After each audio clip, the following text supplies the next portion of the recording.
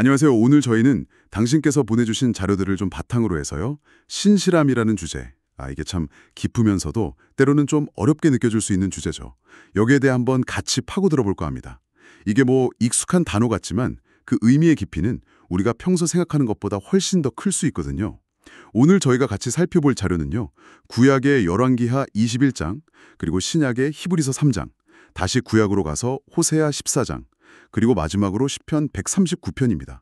네 가지, 어떻게 보면 좀 서로 다른 배경의 성경 본문들인데요. 이걸 통해서 마치 여러 각도에서 보석을 비춰보듯이 신실함이란 개념이 어떻게 좀 다르게 보이기도 하고 또 어떻게 서로 연결되는지 같이 탐구해보면 좋겠습니다. 먼저 신실함하면 보통 어떤 이미지가 떠오르세요? 뭐 약속 잘 지키는 거, 아니면 변치 않는 마음, 충성스러움 이런 거겠죠? 네, 맞아요. 그게 아주 기본적인 의미일 텐데요. 근데 세상 약속이라는 게 참 쉽게 변하잖아요. 사람 마음도 그렇고, 갈 때 같다는 말도 있고요. 오늘 우리가 들여다볼 자료들은 바로 이 지점에서 좀 시작하는 것 같아요. 이 변하는 세상 속에서 변하지 않는 가치, 특히 하나님의 그 영원하고 절대적인 신실하심, 그리고 그 신실하심이 우리 삶에 어떤 의미가 있는지 여기에 좀 초점을 맞추고 있습니다. 그래서 이번 탐구를 통해서요, 이 신실함이라는 게 단순히 착하게 살자 이런 도덕적인 걸 넘어서서 하나님과의 관계, 또 우리 삶의 여정 속에서 구체적으로 어떻게 나타나는 건지, 또 우리는 그럼 어떻게 그 신실함을 배우고 또 실천할 수 있을지 좀 진지하게 같이 고민해보는 그런 시간이 되면 좋겠습니다. 자, 그럼 첫 번째 자료부터 한번 자세히 볼까요? 첫 번째는 열왕기하 21장입니다. 열왕기하는 뭐 잘 아시겠지만 이 이스라엘 왕들의 역사를 쭉 기록하면서 하나님과의 그 언약 관계 속에서 왕들이 얼마나 신실했는지 아니면 또 얼마나 불성실했는지를 보여주는 책이죠. 근데 이 21장은 특히 유다 왕 므낫세의 이야기를 다루는데 솔직히 말해서 읽으면서 마음이 편치는 않은 부분이에요. 네, 므낫세는 하나님 보시기에 정말 악한 일을 서슴지 않았고 그 이전 왕들이 힘들게 제거했던 우상 숭배를 다시 들여오고 심지어 백성들까지 죄악으로 이끌었다 이렇게 기록되어 있잖아요.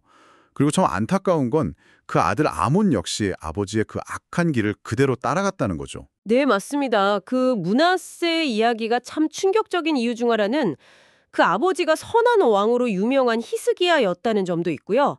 또 그 조상인 다윗 왕이 보여줬던 그 하나님께 대한 신실함과 너무나도 극명하게 대조되기 때문인 것 같아요. 물론 다윗도 완벽한 사람은 아니었지만 그래도 그 중심은 항상 하나님을 향해 있었고 어떻게든 그 말씀을 따르려고 애썼거든요. 열왕기하 21장은 바로 이 므낫세의 불순종, 그러니까 하나님과의 언약을 그냥 정면으로 거스르는 행동을 통해서 역설적으로 신실함이란 이런 거구나 하는 걸 보여주는 거죠. 그게 바로 하나님의 말씀에 대한 순종이라는 겁니다. 본문 8절을 보면 하나님께서 명확하게 말씀하시잖아요. 이스라엘이 내 모든 명령과 율법을 주의 깊게 지켜 행하기만 하면 약속의 땅에서 쫓아내지 않겠다. 이렇게 약속하셨죠. 그런데 므낫세는 이 약속의 근간이 되는 순종을 그냥 완전히 무시해버린 거예요. 산당을 다시 세우고 아세라 목상을 만들고 하늘의 별들을 숭배하고 심지어 자기 아들을 불가운데로 지나가게 하는 그런 끔찍한 일까지 저질렀다고 나오니까요. 정말 듣기만 해도 끔찍하네요. 므낫세의 행동은 단순히 규칙 몇 개 어긴 수준이 아니라 이건 하나님과의 관계 자체를 완전히 부정한 것처럼 들리는데요. 여기서 우리가 좀 주목해야 할 점은 이런 불순종이 그냥 개인적인 차원에서 끝나는 게 아니라 공동체 전체에 영향을 미쳤다는 거겠죠. 바로 그겁니다. 그게 정말 중요해요. 므낫세의 죄악은 유다 백성 전체를 잘못된 길로 이끌었고 결국에는 하나님의 심판을 자초하게 만들었죠. 기록을 보면 그의 통치 기간 동안 무고한 피가 예루살렘에 가득했다 이 정도였으니까요. 므낫세의 삶은 하나님께 대한 신실함을 저버렸을 때 그게 개인의 영혼뿐만 아니라 그가 속한 공동체 전체에 얼마나 파괴적인 결과를 가져올 수 있는지 이걸 보여주는 아주 강력한 경고라고 할 수 있습니다. 여기서 말씀에 순종한다는 것의 의미를 다시 한번 생각해 볼 필요가 있는데요. 이게 그냥 로봇처럼 명령을 따르는 그런 기계적인 행위가 아니라는 거죠. 오히려 우리의 생각, 또 우리의 욕심, 어떤 이기적인 판단이나 계획들, 이런 것들을 좀 내려놓고 하나님의 지혜와 그분의 선하심, 그리고 그분의 권위를 전적으로 인정하고 신뢰하는 그런 관계적인 태도의 표현인 겁니다. 므낫세는 자신의 뜻을 하나님의 뜻 위에 뒀고 그게 바로 불순종이고 또 불성실함의 핵심이었던 거죠. 그렇군요. 므낫세라는 어떻게 보면 굉장히 부정적인 사례를 통해서 오히려 신실함의 본질, 그러니까 하나님의 말씀과 그 뜻에 대한 전적인 신뢰와 순종이 얼마나 중요한지를 더 명확하게 깨닫게 되는 것 같습니다. 이게 단순히 종교적인 영역에서의 순종, 이걸 넘어서서 삶의 모든 결정이나 방향에서 하나님의 뜻을 구하고 따르는 것, 그게 진정한 신실함이다. 이렇게 이 자료는 이야기하고 있는 거네요. 므낫세의 실패가 우리에게는 정말 좋은 반면교사가 되는 셈이군요. 자, 이렇게 불순종이 가져오는 어떤 비극적인 결과를 봤다면 이제 두 번째 자료인 히브리서 3장으로 한번 넘어가 보죠. 히브리서는 신약 성경 중에서도 예수 그리스도의 그 우월성 그리고 대제사장 되심을 굉장히 강조하는 서신으로 알려져 있잖아요. 특히 이 3장은 예수님의 신실하심에 초점을 맞추고 있는데 이게 흥미로운 게 구약의 위대한 지도자였던 모세와 비교하면서 그 의미를 설명하고 있다는 점이에요. 네, 맞습니다. 히브리서 기자는 당시 유대교 배경을 가진 그리스도인들에게 예수님이 얼마나 위대한 분인지를 설명해야 했거든요. 유대인들에게 모세는 율법을 전달하고 이스라엘 백성을 이끈 정말 대단히 존경받는 지도자였죠. 히브리서 기자도 그걸 인정해요. 모세가 하나님의 온 집에서 종으로서 신실했다. 이건 결국 작은 칭찬이 아니거든요. 그런데 바로 이어서 예수님은 다르다고 말합니다. 예수님은 그 집의 아들로서 그 집 전체를 다스리시는 분이고 무엇보다 자신을 세우신 하나님 아버지께 완전하게 신실하셨다. 이렇게 강조를 해요. 히브리서 3장 1절과 2절이 그걸 딱 선언하죠. 그러므로 함께 하늘의 부르심을 받은 거룩한 형제들아, 우리가 믿는 도리의 사도이시며 대제사장이신 예수를 깊이 생각하라. 그는 자기를 세우신 이에게 신실하시기를 모세가 하나님의 온 집에서 한 것과 같이 하셨으니. 여기서 종과 아들의 비유가 참 중요해요. 종은 주인의 뜻을 따라서 충성하긴 하지만 그 집 자취에 대한 어떤 소유권이나 궁극적인 권위는 없잖아요. 반면에 아들은 아버지의 뜻을 온전히 이해하고 또 자발적으로 순종하면서 그 집을 자기 것처럼 책임지고 다스리죠. 예수님의 신실하심은 바로 이런 차원의 더 깊고 본질적인 신실함이라는 겁니다. 종과 아들의 비유. 이게 예수님의 신실하심의 그 차원을 정말 명확하게 보여주는 것 같네요. 그렇다면 예수님의 그 완전한 신실하심, 그게 구체적으로는 어떻게 나타났고 또 그게 우리에게는 어떤 의미를 갖는다고 볼 수 있을까요? 다 드러났지만 그 절정은 역시 십자가에서의 죽음이라고 할 수 있겠죠. 아버지의 뜻에 따라서 우리 죄인들을 구원하시기 위해서 기꺼이 고난받으시고 죽음까지 감당하신 그 순종. 그게 바로 예수님의 완벽한 신실하심을 보여주는 가장 확실한 증거입니다. 근데 이게 단순히 훌륭한 본보기를 보여주셨다. 이걸 넘어서는 거예요. 바로 이 예수님의 신실하심 때문에 변덕스럽고 죄 많은 우리를 향한 하나님의 그 변치 않는 신실하심과 사랑이 확증되고 우리가 구원받을 수 있는 길이 열린 거거든요. 만약 예수님께서 끝까지 신실하지 않으셨다면 하나님의 구원 계획은 완성될 수 없었을 겁니다. 그러니까 예수님의 신실함은 우리 구원의 절대적인 기초가 되는 거죠. 하는 걸 우리 모두 잘 알잖아요. 그런데 바로 예수님께서 그 불가능해 보이는 완전한 신실함의 본을 보여주셨을 뿐만 아니라 그 신실하심의 결과로 우리가 구원이라는 선물을 받게 되었다는 사실. 이게 정말 큰 위로와 소망을 주는 것 같아요. 이 말씀은 결국 우리가 그 신실하신 예수님을 믿고 의지하고 따를 때 비록 우리의 발걸음이 좀 연약하고 때로는 비틀거릴지라도 우리 또한 그 신실함의 길을 포기하지 않고 걸어갈 수 있다는 그런 격려로 다가오네요. 우리의 신실함이 우리 자신의 어떤 능력에 달린 게 아니라 예수님의 신실하심에 뿌리를 두고 있다는 거죠. 자, 그럼 이제 세 번째 자료인 호세아 14장으로 넘어가 보겠습니다. 호세아서는 선지자 호세아가 음란하다고 묘사된 여인 고멜과의 결혼 생활을 통해서 끊임없이 우상숭배로 돌아가는 이스라엘 백성들, 그리고 그럼에도 불구하고 그들을 포기하지 않으시는 하나님의 그 신실한 사랑을 아주 극적으로 보여주는 책으로 유명하죠.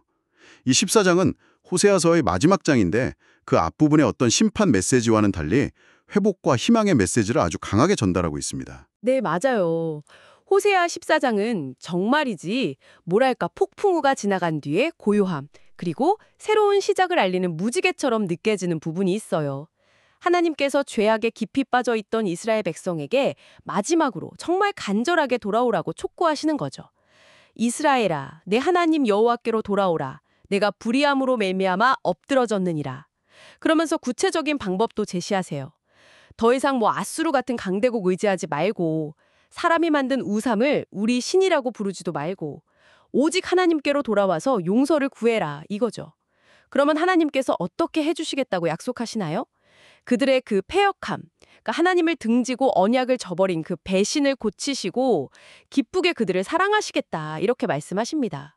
그리고 그 결과로 이스라엘이 이슬을 맞은 벅합화처럼 아름답게 피어나고 레바논의 백향목처럼 아주 견고하게 뿌리 내리고 풍성한 열매를 맺고 번성하게 될 거라는 그런 아름다운 그림을 보여주시죠. 와, 정말 감동적인 회복의 약속입니다. 그렇게 반복적으로 실패하고 하나님을 떠났던 백성에게 이런 놀라운 은혜를 약속하신다는 게 참 놀랍네요. 여기서 신실함은 어떤 측면에서 좀 강조되고 있다고 볼 수 있을까요? 여기서 신실함은 돌아오는 행위, 바로 그 자체와 연결된다고 볼 수 있어요. 이스라엘은 과거에 신실하지 못했죠. 계속 언약을 깨트렸습니다. 하지만 하나님은 그들의 과거 실패에도 불구하고 지금 회개하고 하나님께로 돌아와서 여호와의 길로 행하는 신실함을 보인다면 모든 것을 회복시키시겠다고 약속하시는 거예요. 특히 마지막 구절 말씀이 핵심인데요. 누가 지혜가 있어 이런 일을 깨달으며 누가 총명이 있어 이런 일을 알겠느냐. 여호와의 도는 정직하니 의인은 그 길로 다니거니와 그러나 죄인은 그 길에 걸려 넘어지리라. 여기서 말하는 여호와의 도, 즉 하나님의 길을 걷는 것, 그게 바로 신실함이라는 겁니다. 근데 이게 단순히 죄를 짓지 않는 그런 소극적인 상태를 의미하는 게 아니에요. 과거의 우상이나 잘못된 의존 같은 것들을 버리고 삶의 방향을 완전히 바꾸어서 하나님의 말씀과 뜻을 따라서 적극적으로 살아가려는 그런 능동적인 결단과 실천을 의미하는 거죠. 넘어져도 다시 일어나서 하나님의 길로 돌아오는 것. 그것이 호세아가 말하는 신실함의 아주 중요한 모습이라고 할 수 있습니다. 아, 그렇군요. 열왕기하에서는 말씀에 대한 순종이 신실함의 기초라는 걸 봤고 히브리서에서는 예수님의 완전한 신실함이 우리의 모델이자 구원의 근거임을 확인했고요. 그리고 이제 호세아에서는 과거에 좀 실패했더라도 돌아와서 하나님의 길을 걷는 것, 그 자체가 신실함의 중요한 표현이라는 것을 배우게 되네요. 이거는 우리 모두에게 특히 자신의 연약함이나 과거의 실수 때문에 나는 신실할 수 없어 이렇게 생각하는 당신에게 정말 큰 용기를 주는 메시지가 될 수 있겠습니다.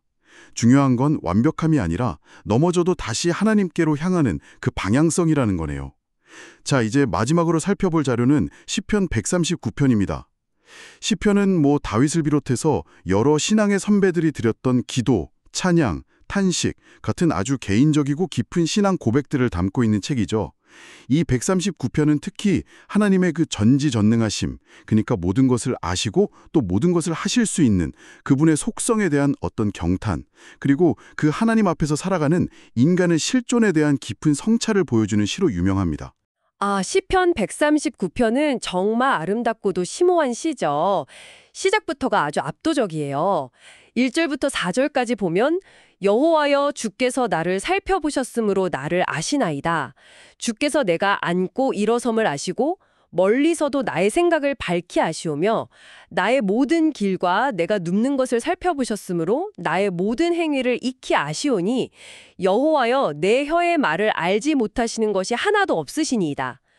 다윗은 하나님께서 자신의 겉으로 드러나는 행동뿐만 아니라 앉고 일어서는 아주 사소한 움직임, 멀리서 품는 생각, 심지어 혀에서 나오려고 하는 그 말까지도 다 아신다고 고백하고 있어요. 그뿐만이 아니죠.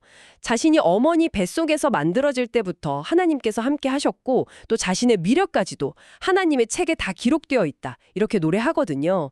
이처럼 나보다 나를 더 잘 아시는 하나님 앞에서 살아간다는 인식, 이게 바로 이 시편이 말하는 신실함의 출발점이라고 할 수 있습니다. 와, 정말 나를 아시는 하나님이라는 주제가 굉장히 강렬하게 다가옵니다.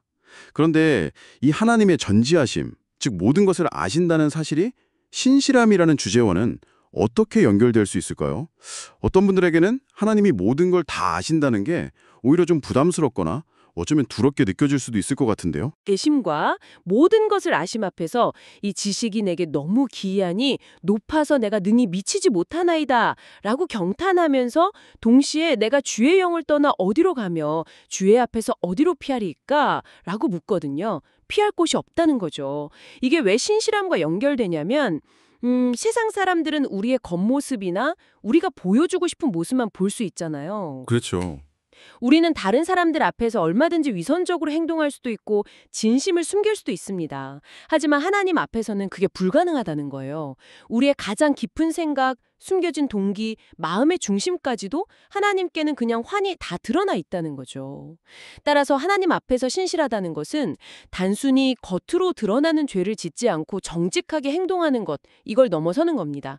우리의 내면, 즉 생각과 마음의 영역까지도 하나님 앞에서 정직하고 진실하게 드리는 것, 그걸 의미한다고 볼 수 있어요. 숨길 수가 없기 때문에 숨기려고 하지 않는 정직함. 그것이 바로 시편 139편이 보여주는 깊은 차원의 신실함입니다.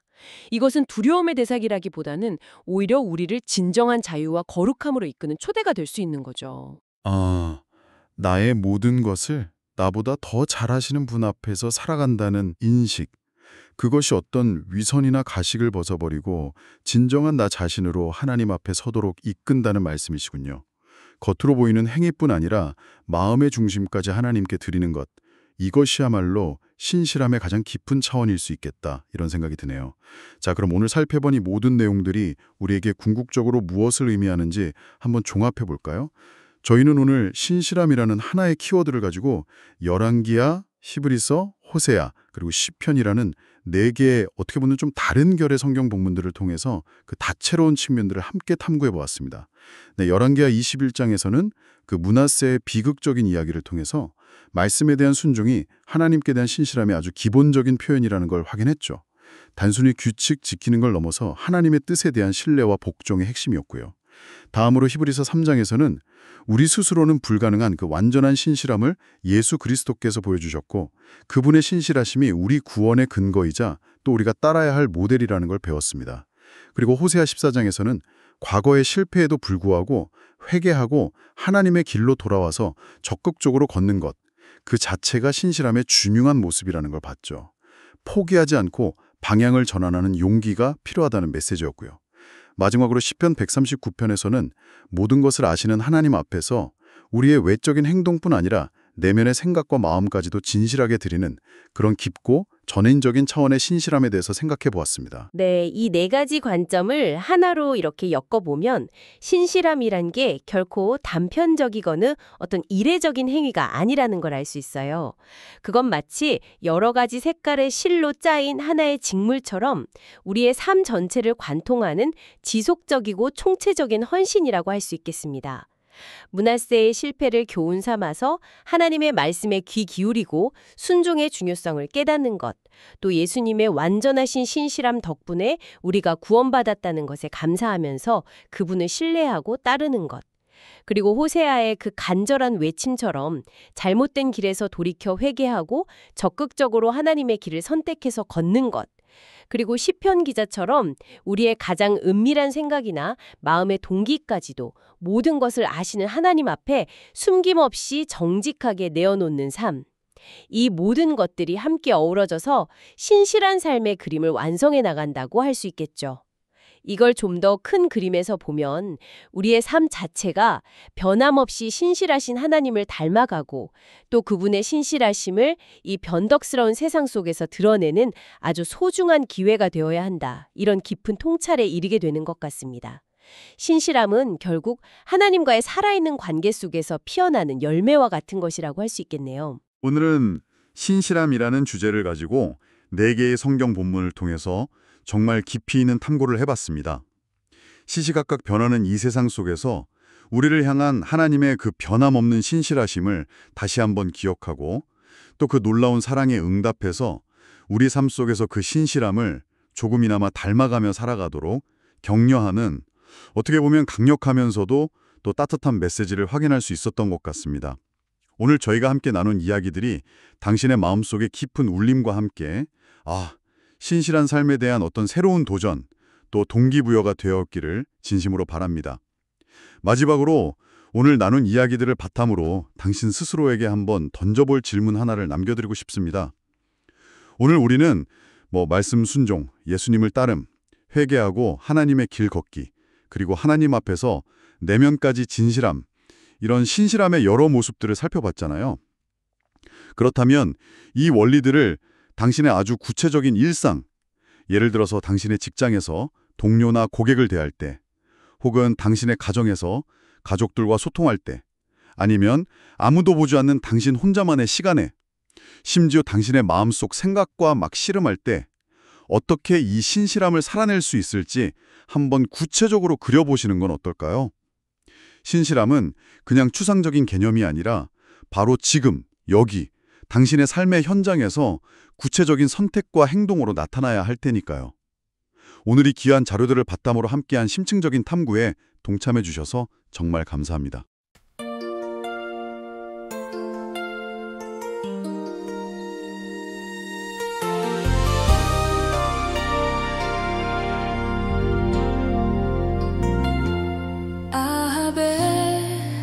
죄악에 대한 심판의 약속, 예후를 세워 성실히 이루신 주님. 세상은 돈의 사랑으로 유혹하나 오직 주의 사람아 의와 경건을 따르라.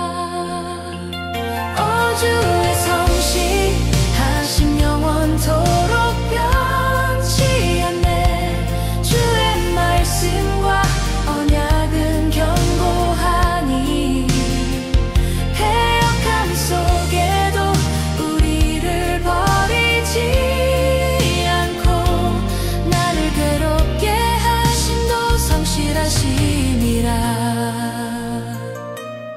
음란한 여인 고멜을 아내로 맞이하듯 이스라엘의 패역함 속에 계신 주님, 심판의 이름으로 자녀를 불렀으나 다시 회복시키시려는 변치 않는 사랑. 주의 성실하심 영원토록 변치 않네. 주의 말씀과 언약은 견고하니 패역함 속에도 우리를 버리지 않고 나를 괴롭게 하심도 성실하심이라. 여호와여, 내가 알거니와 주의 심판은 의로우시며 주께서 나를 괴롭게 하심은 성실하심 때문이니 고난 당함이 내게 유익이 되어 주의 율례를 더욱 깊이 배우네. 주의 성실하심 영원토록 변치 않네. 주의 말씀과 언약은 견고하니 패역함 속에도 우리를 버리지 않고 나를 괴롭게 하심도 성실하심이라.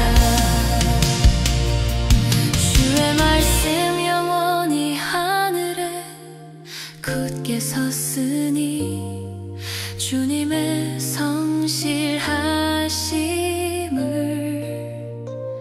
온전히 믿으리. 나도 의와 경건으로 성실히 살아가 주님께